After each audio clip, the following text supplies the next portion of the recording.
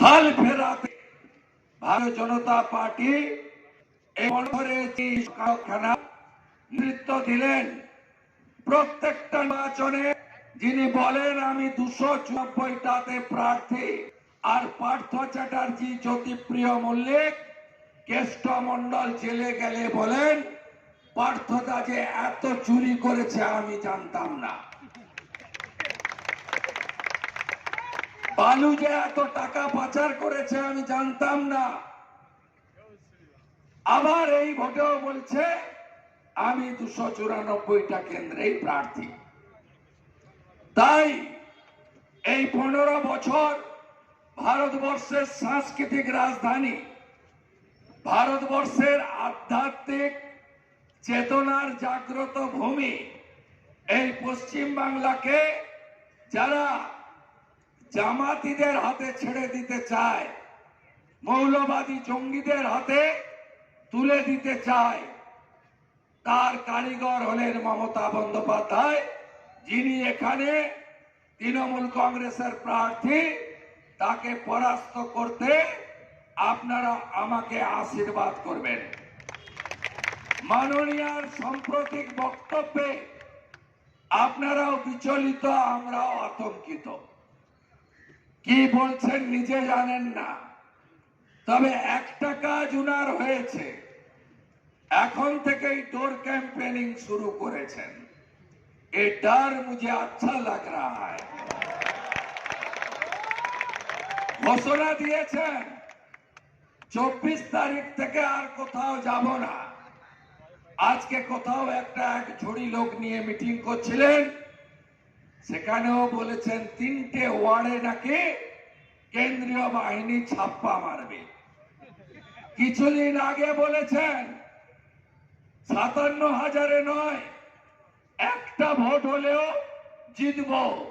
माननीया, ये तो ट्रेलर है, पिक्चर अभी बाकी है। 23 তারিখে প্রথম দফার ভোট হওয়ার পরে আপনাকে কি করে ছোটাতে হয় শুভেন্দু অধিকারী সেটা জানে। আপনি শুনে রাখুন, আপনার শান্তনু সিনহা বিশ্বাস আর পুলিশকে ব্যবহার করে আর স্কোয়ার ফুট কাউন্সিলরদের চোরগুলোকে সামনে রেখে আপনি যা ব্যবসা দক্ষিণ কলকাতায় এতদিন চালিয়েছেন, এই নির্বাচনে তা পারবেন না। আপনার গুন্ডাদের তালিকা আমার পকেটে। সাবধান শাহবাজ, সাবধান ভিকি সাউ, সাবধান মনোজ সাউ, সাবধান বিপ্লব মিত্র, সাবধান পিটার ব্যানার্জি। সাবধান করে দিয়ে গেলাম, আমি শুভেন্দু অধিকারী সিপিএম এর বড় গুন্ডা লক্ষণ সেনকে জব্দ করেছি।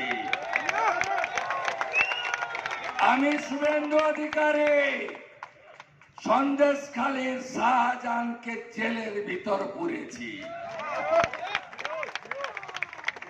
মানুষের স্বাধীনতা ছেড়ে দিন। আমি 7 বার এই বিধানসভা কেন্দ্রে জনসংযোগ করেছি। আমি অন্তত 20,000 লোকের কাছে গেছি। আমি কথা বলেছি। মানুষ মুখিয়ে আছে ইভিএম এ 1 নম্বর বোতাম টেপার জন্য। মাননীয়া কাল বলেছেন আমার 5 নম্বরে নাম আছে, মানে মাননীয়া। তারপরে আবার পিছন থেকে কেউ একটা বলেছে না না 2 নম্বর। বুঝুন অবস্থা। আরে সবে তো 20-21 তারিখ, এখনো তো সবে দুপুর বেলা, বিকাল হয়নি, সন্ধ্যা বাকি, রাত্রি অনেক বাকি। আপনি এখানে কি করেছেন? হরিশ চ্যাটার্জি, হরিশ মুখার্জি স্ট্রিট আপনি দখল করেছেন। 38টা প্লটের মালিক আপনার পরিবার।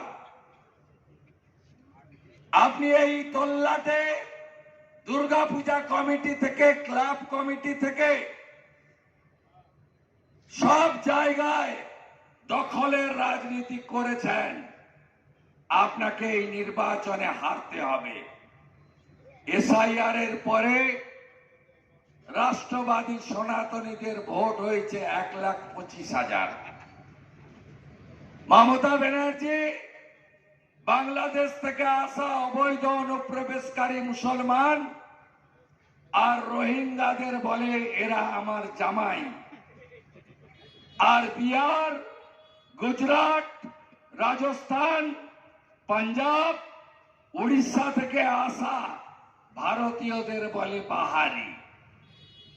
এর উত্তর আপনি পাবেন 29 এপ্রিল। আমি আপনাদের কাছে শুধু একটা কথা বলতে চাই, ভয় আপনাদের কাটাতে হবে। আপনারা মোদিজিকে বিশ্বাস করুন, অমিত শাহজির উপরে আস্থা রাখুন, আর আমিও খুব ছোটখাটো আপনাদের একজন চৌকিদার হিসেবে থাকব। আপনারা ভয় কাটিয়ে ফেলুন। আমি জানি যদি দলে দলে ভোট দিতে সকালবেলা বেরোন, মমতা ব্যানার্জি হার শুধু নয়, 7টা ওয়ার্ডে ব্যাপক হারবে। আর 77-এ তো এসআইআর এর পরে আপনার ভোট ব্যাংক তছনছ হয়ে গেছে মাননীয়া। 11,500 বাদ। এত ভুয়া ভোটার। আপনি জানেন এখানে 51,000 ভোট বাদ গেছে। প্রথম দফায় 45,000, দ্বিতীয় দফায় 2,000, তারপরের দফাতে 4,000।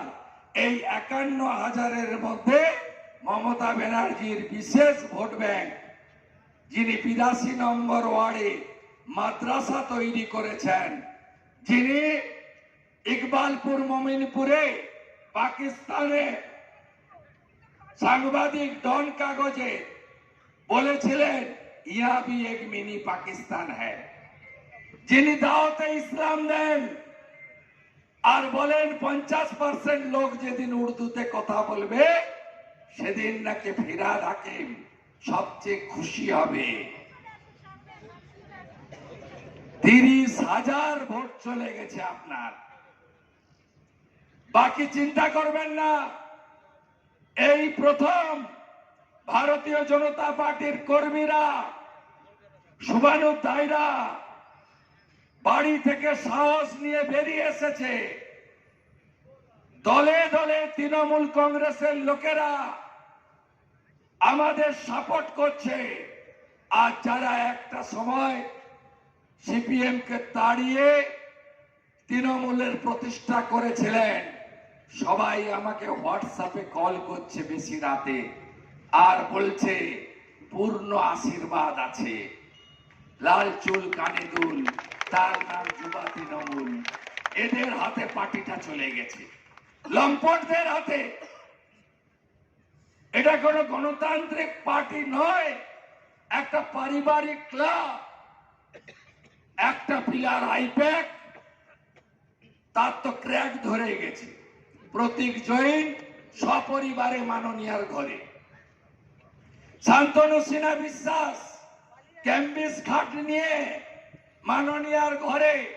আমরা আগে জানতাম চোরেরা উডবান ওয়ার্ডে থাকে, এখন জানলাম চোরেরা মুখ্যমন্ত্রীর বাড়িতেই থাকে।